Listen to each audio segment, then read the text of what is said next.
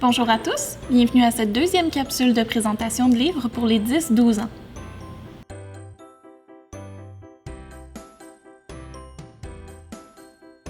Notre premier livre aujourd'hui s'appelle 25-1, c'est écrit par Geneviève Piché et c'est publié aux éditions Québec-Amérique. Pour mourir, il faut être vieux, ou alors gravement malade. On doit habiter dans un pays où c'est la guerre, très loin d'ici.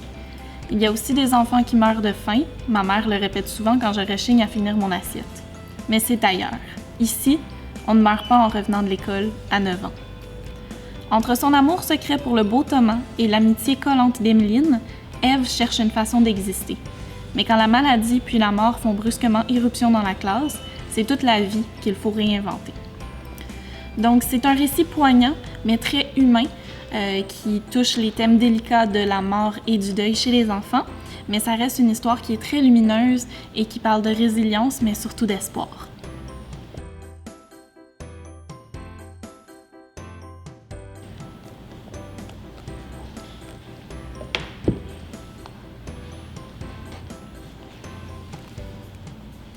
Notre deuxième livre s'appelle « Cher corps, je t'aime ». C'est écrit par Jessica Sanders et illustré par Carole Rossetti. Et si la clé était d'aimer son corps avec tous ses petits défauts et d'accepter d'être parfaitement imparfaite?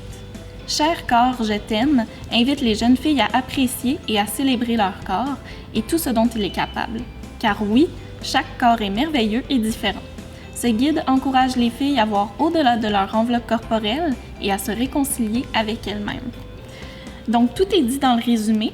C'est un livre qui s'adresse aux femmes, mais peu importe leur âge, peu importe leur distinction aussi de race, de sexe ou d'orientation sexuelle. Bref, c'est un magnifique guide d'acceptation de soi.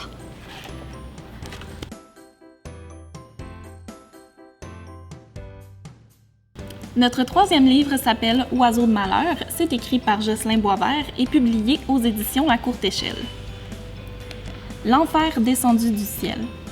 Assise à l'arrière de la voiture familiale, Daphné soupire d'ennui à l'idée des 2 semaines de camping qui l'attendent. Soudain, bang! Un oiseau se fracasse contre le pare-brise. Quand le père de l'adolescente descend de la voiture pour vérifier si l'oiseau vit toujours, il est frappé à la tête par un autre volatile. Commence alors une longue série d'attaques qui transformeront ce bucolique premier jour de vacances en véritable cauchemar. Donc c'est une histoire d'horreur qui s'adresse aux jeunes de 9 ans et plus. C'est une histoire, il y a quand même beaucoup de textes, pas beaucoup d'images, donc c'est un roman. Mais c'est sûr que vous allez avoir des frissons garantis, mais quand même pas au point d'être incapable de dormir.